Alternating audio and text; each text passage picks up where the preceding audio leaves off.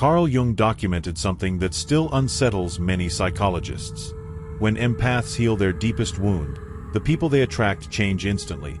Not gradually, but in a single moment. This isn't fantasy or self-help talk. It's a psychological transformation so powerful that Jung himself described it as terrifying. Yet few people understand what this transformation really means. The empath's core wound isn't what most assume. And once it heals, the shift in who they attract isn't subtle, it's absolute. Jung spent years studying empaths who entered his clinic completely shattered. They apologized for existing, blamed themselves for every misfortune, and quietly endured abuse from nearly everyone around them. These individuals had become what Jung called emotional shock absorbers for their entire social systems. They soaked up their parents' rage, their partner's betrayal, their family's dysfunction, all without complaint, always trying to be good enough. What made Jung's observation so groundbreaking was the deeper pattern beneath this apparent fragility. These weren't random victims of abuse. They shared a specific psychological structure. They possessed what Jung termed differentiated intuitive perception, the rare ability to read micro-expressions, sense hidden emotions, and detect psychological patterns invisible to others. Jung tested this repeatedly in his clinical practice. He'd bring colleagues into sessions without informing his empath patients, and within minutes, those patients could identify childhood traumas, relationship issues, and insecurities with shocking precision. One patient even reached a 97% accuracy rate in reading complete strangers. This wasn't psychic power. It was the human brain operating at an elite level of emotional pattern recognition. These empaths processed emotional data faster and more accurately than anyone Jung had ever encountered. Their sensitivity wasn't a disorder, but an advanced stage of consciousness development. However, Jung discovered something that reshaped his understanding of human psychology forever. These empaths hadn't been destroyed by their trauma, they had been studying it. Every one of them carried a mental archive of everyone who had ever hurt them, knowing their abuser's fears, insecurities, and triggers with surgical precision. They had mapped emotional patterns others never noticed. The only thing missing was activation. They had never used this knowledge until something inside them finally broke open. Jung realized he wasn't treating victims, but observing what he called hidden psychological geniuses. Their minds weren't diaries of pain, but war rooms of strategy waiting to awaken. And when that awakening came, when the empath finally healed their core wound, everything changed. The soft, apologetic person everyone underestimated became someone entirely new, immune to manipulation, attracting entirely different kinds of people. The transformation Jung observed wasn't gradual but complete. Patients who spent decades in toxic relationships left them with surgical precision. Empaths who once relied on external validation became internally whole almost overnight. Those who once apologized for existing began setting boundaries that felt unbreakable to those who used to walk over them. Jung's discovery about the empath's core wound shattered common assumptions. It wasn't simply childhood trauma or abandonment. The true wound was this: empaths suppress their own perception and intelligence to preserve relationships with people who can't bear to be seen clearly. Think about that. Empaths have a unique ability to read others, feel unspoken emotions, and spot patterns hidden from everyone else. They see through lies, sense tension, and notice manipulation before anyone else does. This isn't mystical, it's advanced cognition. But here lies the wound. Society teaches empaths that their gift is a flaw. When they speak the truth, they're called too sensitive. When they point out dysfunction, they're accused of causing drama. When they expose manipulation, they're labeled judgmental. Jung saw this pattern in case after case. A child empath says, "Mommy seems sad even though she's smiling," and hears, "Don't be silly, I'm fine, you're too sensitive." They learn their perception is wrong. Later, an adult empath says, "This coworker keeps taking credit for others' work," and hears, "Stop being paranoid." They learn their intelligence is the problem. This pattern repeats thousands of times throughout life. Every time they accurately see what others deny, they're punished, not violently, but through gaslighting and dismissal. The message is clear: their greatest strength is something to be ashamed of. So, they silence themselves. They doubt their intuition. They apologize for seeing what others refuse to see. But empaths aren't broken, they're alchemists in progress. They develop what Jung described as double consciousness. One part of them sees everything with clarity, while another part pretends to be blind. This inner split becomes their deepest wound, the fracture that determines exactly who they attract. When empaths suppress their perception, they unconsciously draw manipulators into their lives. Jung observed this repeatedly in his clinical work. The more an empath denied their own clarity, the more they attracted those who depended on someone willing to stay blind. It wasn't coincidence, it was psychological law. Manipulators can sense suppressed perception the way predators detect weakness. They're magnetically drawn to empaths who see everything yet act as if they see nothing. These are ideal targets. People who understand exactly what's happening but can still be convinced they're wrong about their own intuition. Jung spent years documenting how this dynamic unfolds in real relationships. The manipulator does something obviously hurtful. The empath feels it, recognizes the pattern, but instead of trusting themselves, they begin to question their reality. Maybe I'm too sensitive. Maybe I'm overreacting. Maybe they didn't mean it. The manipulator senses this hesitation and reinforces it. You're imagining things. You're too emotional. You're creating drama. The empath's perception is accurate, but their core wound forces them to suppress that truth just to preserve the relationship. Jung identified what he called the victim cycle that keeps this pattern alive. The empath attracts a manipulator. The empath perceives the manipulation clearly. The empath doubts their perception. The manipulator amplifies that doubt. The empath silences their intelligence to maintain peace. And the cycle repeats, relationship after relationship, friendship after friendship, job after job. The faces change, but the pattern remains identical. Each repetition deepens the wound, reinforcing the belief that their seeing is wrong. Jung noticed that empaths trapped in this loop often develop what he named the apology complex. They apologize for existing, for needing, for feeling pain that any person would feel. This isn't humility, it's the wound speaking through behavior. But Jung's most groundbreaking discovery came next. This cycle doesn't dissolve through slow therapy or gentle insight. It ends in a single, explosive moment he termed shadow integration under extreme duress. The trigger is always the same, a betrayal so profound that the empath can no longer deny what they've always seen. Time and again, Jung watched as empaths uncovered infidelity, manipulation, or systematic emotional abuse from the very people they trusted completely. The devastation didn't come from the betrayal itself, but from the realization that they had recognized every warning sign and ignored them all. They remember the uneasy moment months earlier, the inconsistent story, the intuitive alarm they dismissed as paranoia. Every red flag they talked themselves out of suddenly comes flooding back with surgical clarity. That moment, the recognition, not the betrayal, is what breaks the cycle. The empath finally understands. I was right all along. They weren't crazy, too sensitive, or dramatic. They had seen everything accurately and simply refused to trust their own mind. Jung documented what followed in dozens of cases, and it unsettled him deeply. These empaths didn't break down. They didn't beg, rage, or collapse as their abusers expected. Something inside them shifted permanently. Jung called it the clarity event. In that moment, their pattern recognition overpowers their compulsion to see the best in others. They become eerily calm. They stop apologizing. They stop explaining. They begin to speak truth with surgical precision, not with cruelty, but with absolute clarity. They reveal every observation, every deception, every hidden pattern they had silently endured. They expose it all without emotion, as if identifying diseased tissue before removing it. This isn't revenge, it's what Jung defined as shadow integration. Shadow integration occurs when the empath stops denying the very parts of themselves they were trained to repress: their intelligence, intuition, and strength. In Jungian psychology, the shadow isn't evil. It's everything we've rejected or buried. For empaths, that shadow holds their most potent qualities. The perception they were told was wrong, the insight they were taught to distrust, the strength they learned to hide. When they finally integrate their shadow, they don't become cruel, they become whole.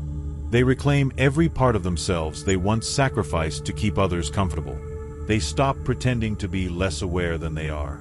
They stop apologizing for their clarity. When empaths integrate their shadow, they become what Jung described as psychologically complete. And this state of completion changes everything about who they attract. Jung continued to follow these transformed individuals for years after their breakthrough, and what he found unsettled him deeply. These people became remarkably successful. Their businesses thrived because they could instantly sense their clients' true needs. Their relationships flourished because they could spot emotional predators within moments. Their choices were sound because they trusted their intuitive intelligence completely. But what truly disturbed Jung was this: these empaths hadn't lost their empathy, they had perfected it. They were now both deeply compassionate and strategically aware. They could manipulate others as effortlessly as they had once been manipulated. Their understanding of human psychology made them nearly omnipotent in social situations. Yet, they chose restraint. They didn't use this awareness to control, they used it to discern. They simply removed toxic people from their lives without drama or revenge. Jung realized he was witnessing the emergence of what he called the integrated empath, a person who feels everything yet knows precisely what deserves their energy. This is where the attraction flip occurs, and it happens instantly, because the empath's energetic signature transforms completely. They no longer broadcast, "I doubt my perception." Instead, they radiate a quiet but unmistakable message: "I see you clearly, and you hold no power here." Jung described this phenomenon through what he termed the predator instinct. Manipulative people instinctively avoid integrated empaths the way predators avoid strong prey, or as Jung put it, the way vampires avoid sunlight. They can't explain why. They simply sense danger. The empath isn't hostile or vengeful, but everyone around them feels that something fundamental has changed. The manipulator who once lied with ease now feels exposed. The narcissist who used to gaslight them finds their tactics useless. The emotional vampire who once drained them discovers there's nothing left to feed on. The dynamic shifts from porous vulnerability to impenetrable clarity. At the same time, authentic people feel magnetically drawn to these transformed empaths. For the first time, they feel safe being seen. The integrated empath doesn't enable dysfunction, yet doesn't judge it either. They embody what Jung described as love with boundaries, compassion grounded in self-respect. Jung spent years mapping the mechanics of this transformation. Before healing, empaths consistently attract three types of people: manipulators who need control, emotional dependents who crave fixing, other wounded empaths who bond through shared pain. After healing, the pattern completely reverses. Integrated individuals who value being seen, people committed to personal growth and mutual respect, emotionally mature individuals who neither need rescuing nor rescuers. The attraction flip, Jung emphasized, isn't gradual, it's binary. Before healing the core wound, empaths draw people who need them to stay blind. After healing it, they attract those who value being seen in full truth. Jung uncovered the exact mechanism behind this transformation. When empaths suppress their perception, they function from what he called participation mystique, a state in which psychological boundaries dissolve and they merge with the unconscious emotions of others. They absorb everyone's pain, shadows, and projections. This porous state broadcasts a clear signal: I have no boundaries. You can unload your emotional garbage here. And like moths to a flame, wounded people, manipulators, and emotional vampires are drawn in, not consciously, but instinctively. When empaths finally heal their core wound, they stop being porous. They develop what Jung called conscious discrimination, the bold awareness that distinguishes their own emotions from those absorbed from others. They set internal boundaries that say, I can feel your emotions, but they are not mine to carry. This new level of consciousness creates an invisible yet unbreakable energetic boundary. The integrated empath still senses others' emotions and hidden motives with the same accuracy, but now there's choice. They can decide what to absorb and what to simply observe. Jung documented this in a patient he treated in 1913. Before integration, she left every social encounter emotionally drained, unknowingly carrying everyone else's pain. After integration, she could spend hours with troubled people and leave completely intact. She still felt their pain, but she no longer confused it with her own. This bounded state broadcasts a different kind of signal. I see everything, but I'm not available for dysfunction. Manipulators instinctively recoil from this energy. They need confusion, self-doubt, and guilt to operate, and the integrated empath offers none of it. The first time a healed empath encounters a manipulator after integration, the contrast is striking. The manipulator uses the same tactics as before: guilt trips, gaslighting, projection, but now, everything bounces off effortlessly. The empath simply looks at them with calm certainty and says, "I see what you're doing." And when they say, "I see what you're doing," there's no anger, no explanation, just a boundary made of pure clarity. The manipulator feels this shift on a visceral level. It's not that the empath has become cold or cruel. It's that the access point that once allowed exploitation simply no longer exists. The door is closed. The bridge is burned. And most importantly, there's nothing left to argue about. Jung warned of several pitfalls that often prevent empaths from completing their healing. The first, which he called the inflation trap, occurs when empaths begin identifying with their psychological gifts instead of integrating them. They start believing they're chosen to save others from unconsciousness. Their perception turns into a weapon rather than a tool. Jung saw this countless times: newly awakened empaths suddenly viewing themselves as superior, speaking with disdain about blind people who can't see what they see. This inflation halts genuine integration because it's just another form of suppression. Instead of burying their power, they inflate it beyond their capacity to wield responsibly. The result is the same: a return to dysfunction, only from a different angle. Now, they attract those who want to be rescued, or those who will challenge their inflated ego. The second pitfall Jung identified was withdrawal justification. Some empaths, newly conscious of their perception, retreat completely. They convince themselves the world is too unconscious to engage with. Jung called this spiritual superiority disguised as wisdom. He described cases where once integrated empaths became hermits, isolating themselves under the illusion of protection. But Jung recognized this wasn't enlightenment, it was fear in disguise. These empaths weren't preserving their energy, they were avoiding the challenge of living consciously within the world. True integration doesn't lead to isolation, it leads to selective participation. The integrated empath doesn't escape humanity, they engage with it deliberately. They choose where their energy goes, maintaining relationships at all levels of awareness, but with boundaries that protect their psychological integrity. The third pitfall Jung termed the helper's high. This occurs when empaths define themselves entirely through helping others.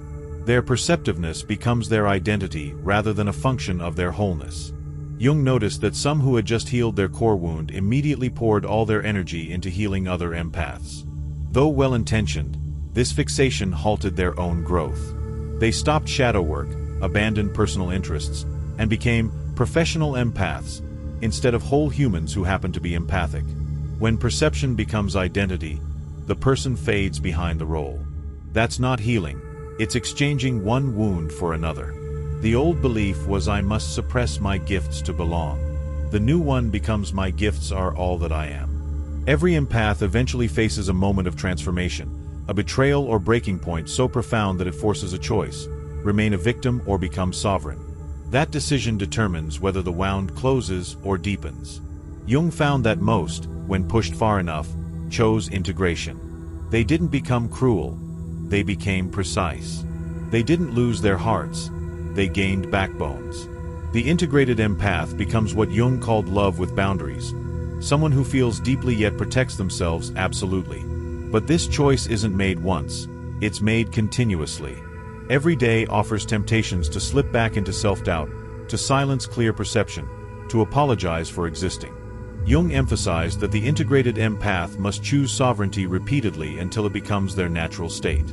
He outlined what he called the integration maintenance protocol: regular solitude to separate absorbed emotions from authentic feelings, conscious discernment about when and with whom to engage perceptive abilities, ongoing shadow work to prevent unconscious projection, connection with grounded individuals for reality checks and support, creative expression as an outlet for heightened emotional awareness. These aren't optional, they're essential. Without them, old habits creep back in. Boundaries weaken, perception dulls, and the wound begins to reopen. The most remarkable part of Jung's findings was this: these empaths didn't become new people, they became their truest selves beneath years of conditioning. Every empath carries within them the potential to become psychologically untouchable. It just takes the right catalyst to awaken it. Jung's research revealed a truth that still unsettles modern psychology. Empaths aren't natural victims. They are natural powers, taught by society to suppress their strength for the sake of acceptance. When they finally stop suppressing, when they heal that core wound of self-doubt, they don't just change who they attract, they change what they are. They become forces of nature. The integrated empath reaches what Jung called sovereignty, not dominance, not superiority, but inner completeness. It's the state of being whole within oneself while remaining open to connection. The ability to see without fixing, to feel without drowning, to choose consciously instead of reacting unconsciously. And the integrated empath never needs to announce this transformation. Their presence alone says everything. Others feel it instantly. Manipulators sense they can't play their usual games. Genuine people recognize someone who won't enable their dysfunction or leave them because of it. The empath becomes a living lie detector, not through judgment, but through presence. Jung's deepest insight about healed empaths was this.